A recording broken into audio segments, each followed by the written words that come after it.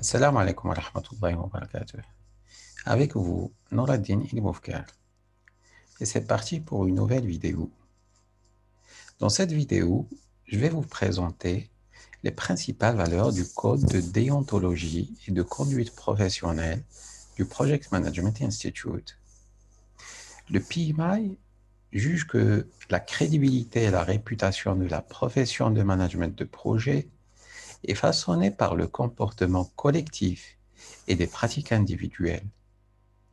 À travers ce code, le PMI vise à faire progresser la profession à la fois individuellement et collectivement.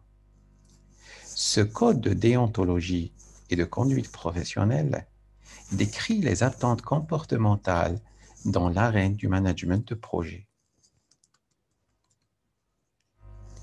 Le code de déontologie et de conduite professionnelle du Project Management Institute s'adresse aux membres du PMI, aux non-membres du PMI à condition qu'ils soient titulaires d'une certification PMI, une PMP, CAPM, ACP, RNP ou autre, ou bien non-membres mais en cours d'un processus de certification PMI. Par exemple, vous préparez votre certif PMP et vous avez candidaté pour passer l'examen. Et finalement, vous êtes non-membre, mais tout de même, vous êtes un volontaire du PMI.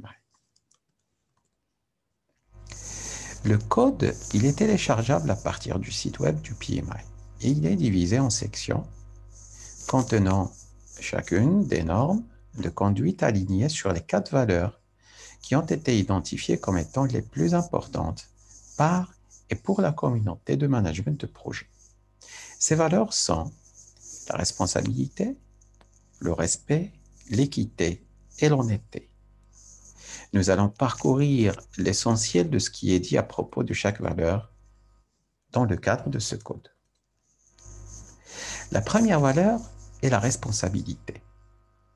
En effet, dans le cadre d'un projet, bien d'un programme ou un portefeuille, nous sommes amenés à prendre des décisions.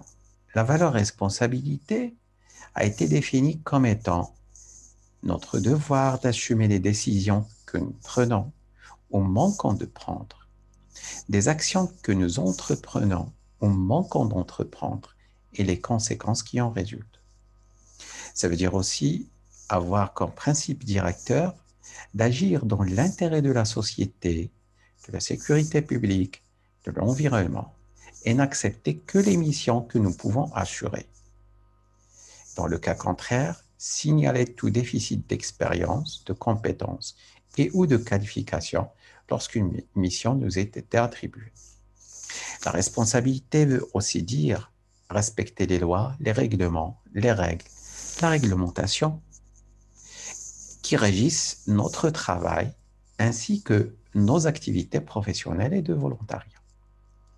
Il faut aussi assumer ses responsabilités en cas d'erreur ou bien d'omission et procéder aux rectifications requises dans les meilleurs délais. Finalement, la responsabilité veut aussi dire protéger toutes les informations exclusives ou confidentielles qui nous ont été confiées dans le cadre de notre mission. La deuxième valeur est le respect. Le respect est défini comme étant notre devoir de témoigner une haute considération pour nous-mêmes, les autres et les ressources qui nous sont confiées, que ce soit des ressources humaines, moyens monétaires, la réputation de l'organisation aussi, la sécurité des autres et des ressources naturelles ou environnementales. La valeur de respect veut dire aussi maintenir une attitude de coopération mutuelle et respecter les différences culturelles et ne jamais dire des choses qui pourraient nuire à la réputation d'une autre personne. La valeur respect incite les praticiens à ne jamais utiliser leur pouvoir ou bien leur position pour influencer les autres afin qu'ils puissent servir leur intérêt. Un environnement de respect est étroitement lié à la création d'un climat de confiance, d'assurance et de transparence conduisant à l'excellence dans le travail. L'équité est la troisième valeur citée dans le code de déontologie du PMI. Il est défini comme étant le devoir de prendre des décisions et d'agir en toute impartialité et objectivité. La conduite de chaque praticien doit être exempte de la concurrence d'intérêts personnels, de préjugés et de favoritisme. L'équité suppose la transparence dans le processus de décision, l'égalité des chances permettant à tous ceux qui sont autorisés à disposer d'une info d'y avoir libre accès et veiller à l'égal accès de tous les candidats qualifiés aux opportunités. L'équité, c'est aussi le devoir d'honorer votre devoir de loyauté envers les entreprises, ça veut dire envers votre entreprise, envers votre organisation.